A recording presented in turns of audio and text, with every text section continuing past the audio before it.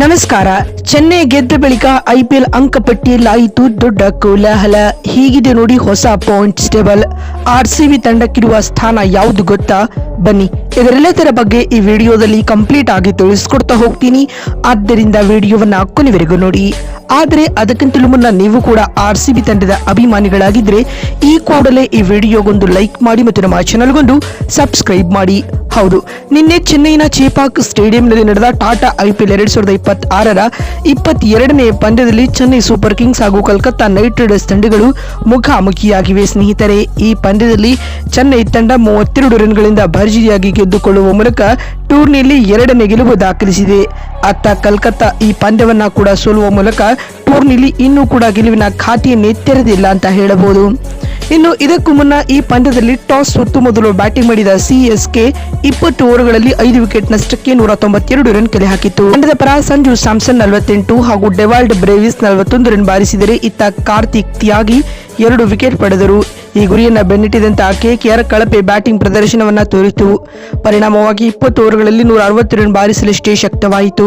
ಇದರೊಂದಿಗೆ ಚೆನ್ನೈ ಈ ಪಂದ್ಯದಲ್ಲಿ 32 ರನ್ಗಳ ಗೆಲುವು ದಾಖಲಿಸಿದರೆ ಅತ್ತ ರಮನ್ದೀಪ್ ಸಿಂಗ್ 35 ಹಾಗೂ ರೋಮನ್ ಪೋವೆಲ್ ಅಜಿಯ 31 ರನ್ ಸಿಡಿಸಿದರು. ಹಾಗೂ ಇತ್ತ ಚೆನ್ನೈ ತಂಡದ ಪರ ನೂರ್ ಅಹಮದ್ 3 ವಿಕೆಟ್ ಪಡೆದು ಮಿಂಚಿದರು. ಇನ್ನೀಗ ಚೆನ್ನೈ ಈ ಪಂದ್ಯ ಗೆದ್ದ ಬಳಿಕ ಬಿಡುಗಡೆ ಆಗಿರುವ ಐಪಿಎಲ್ ನ ಹೊಸ ಪಾಯಿಂಟ್ಸ್ ಟೇಬಲ್ ಯಾವ ರೀತಿಯಾಗಿದೆ ಅಂತ ನೋಡ್ತಾ ಬರುವುದಾದರೆ, ಮೊದಲ ಸ್ಥಾನದಲ್ಲಿ ರಾಜಸ್ಥಾನ್ ರಾಯಲ್ಸ್ ತಂಡವಿದ್ದು ಆರ್ಆರ್ ಆಡಿದ 5 ಮ್ಯಾಚ್ಗಳಿಂದ 1 ಸೋಲು 4 ಗೆಲುವು ಕಂಡು 8 ಅಂಕಗಳೊಂದಿಗೆ ಮೊದಲ ಸ್ಥಾನದಲ್ಲಿದೆ. ಇನ್ನು ದ್ವಿತೀಯ ಸ್ಥಾನದಲ್ಲಿ ಪಂಜಾಬ್ ತಂಡವಿದ್ದು ಪಿಬಿಕೆಎಸ್ ಕೂಡ ಆಡಿದ 4 ಮ್ಯಾಚ್ಗಳಿಂದ 3 ಗೆಲುವು 1 ಡ್ರಾನೊಂದಿಗೆ 7 ಅಂಕವನ್ನು ಪಡೆದು ಸೆಕೆಂಡ್ ಪ್ಲೇಸ್ನಲ್ಲಿದ್ದರೆ, ಮೂರನೇ ಸ್ಥಾನದಲ್ಲಿ ನಮ್ಮ ಆರ್ಸಿಬಿ ತಂಡವಿದ್ದು ಆಡಿದ 4 ಮ್ಯಾಚ್ನಿಂದ 3 ಗೆಲುವು 1 ಸೋಲು ಕಂಡು 6 ಅಂಕಗಳೊಂದಿಗೆ ಮೂರನೇ ಸ್ಥಾನದಲ್ಲಿದೆ. ಹಾಗೂ 4ನೇ ಸ್ಥಾನದಲ್ಲಿ ಹೈದರಾಬಾದ್ ತಂಡವಿದ್ದು ಎಸ್ಆರ್ಎಚ್ ಆಡಿದ 5 ಮ್ಯಾಚ್ಗಳಿಂದ 3 ಸೋಲು 2 ಗೆಲುವು ಕಂಡು 4 ಅಂಕಗಳೊಂದಿಗೆ ಅಂಕಪಟ್ಟಿಯಲ್ಲಿ 4ನೇ ಸ್ಥಾನದಲ್ಲಿದೆ.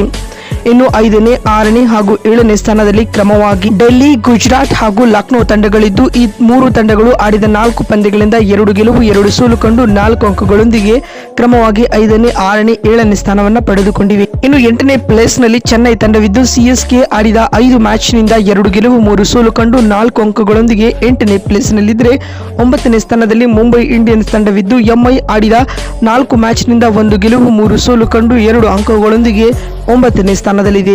ಇನ್ನು 10ನೇ ಹಾಗೂ ಕೊನೆಯ ಸ್ಥಾನದಲ್ಲಿ ಕೋಲ್ಕತ್ತಾ ತಂಡವಿದ್ದು ಕೆಕೆಆರ್ ಆಡಿದ 5 ಮ್ಯಾಚ್ನಿಂದ ಯಾವುದೇ ಗೆಲುವು ದಾಖಲಿಸಲಾಗದೆ 1 ಡ್ರಾನೊಂದಿಗೆ 1 ಪಾಯಿಂಟ್ಸ್ ಪಡೆದು ಅಂಕಪಟ್ಟಿಯಲ್ಲಿ ಬಾಟಮ್ ಆಫ್ ಟೇಬಲ್ ನಲ್ಲಿ ಕುಳಿತುಕೊಂಡಿದೆ. ಈ ಹಂತದಲ್ಲಿ ಟಾಪ್ 4 ಟೀಮ್ಗಳಾಗಿ ರಾಜಸ್ಥಾನ್, ಪಂಜಾಬ್, ಆರ್ಸಿಬಿ ಹಾಗೂ ಹೈದರಾಬಾದ್ ತಂಡಗಳು ಕಾಣಿಸಿಕೊಳ್ತಾ ಇವೆ. ಮತ್ತೊಂದು ವಿಡಿಯೋದಲ್ಲಿ ಸಿಗ್ತೀನಿ. ಅಲ್ಲಿವರೆಗೂ ನಮಸ್ಕಾರ, ಧನ್ಯವಾದಗಳು ಸ್ನೇಹಿತರೆ.